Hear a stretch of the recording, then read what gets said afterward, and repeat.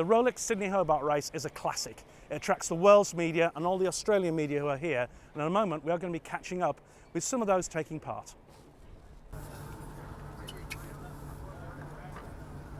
Okay, we're here with Mark Richards from Wild Oats. Another campaign, a great campaign. How are you feeling this year? Yeah, no, look, it's exciting. We're very confident, and the boat's is going as fast as ever this year with all the new modifications. So it's exciting.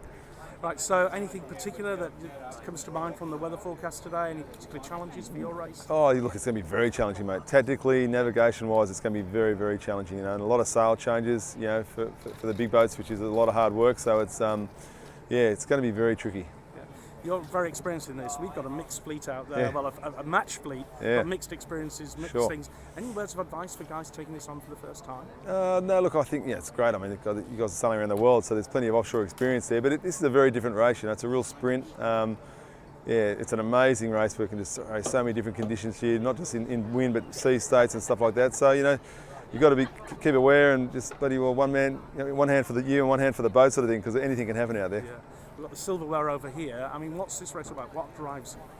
Oh, look, mate, it's just, the competition, obviously, with all the big boats, 100-footers. I mean, you don't get this many 100-footers in the world together, so that's half the challenge, and Wild Oats is such a special boat for us that we love racing it, and it's a great event, and it's just very enjoyable. Great.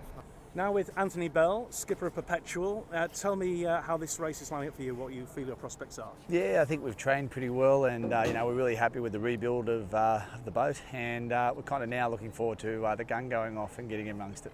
You got the weather this morning. How do you think that's faring up in terms of your prospects? Yeah, I think the key word that we got this morning was variability. So I guess on that one too, there's going to be a bit of everything in this race as it's looking right now, but it'll really come down to the navigators and the strategy and the tactical team. So that'll probably make an even playing field for all the boats that are in the race. Well, you're clearly up there with the front runners. We've got 12 match boats, professional skippers, crews of different abilities. What do you feel they should be thinking about coming into a race like this? I think the one thing to be really cautious of is your preparation. Safety has also got to be a big at the forefront of most skippers' minds. But I said getting into it too, it should be an enjoyable race. It should be one that's challenging, and I think everyone's going to be in the middle of a race, and when it's over, everyone will know they've been in a race for this one. Yeah, so a few places to go in Hobart to celebrate afterwards, I think. Over there safe and sound, I guess. Yeah, I guess on that front, we're just thinking about getting to Hobart, and then we'll worry about where we go to afterwards when we get to Hobart. Okay, well, Merry Christmas. Great, thank you very much. So, just tell me a little bit.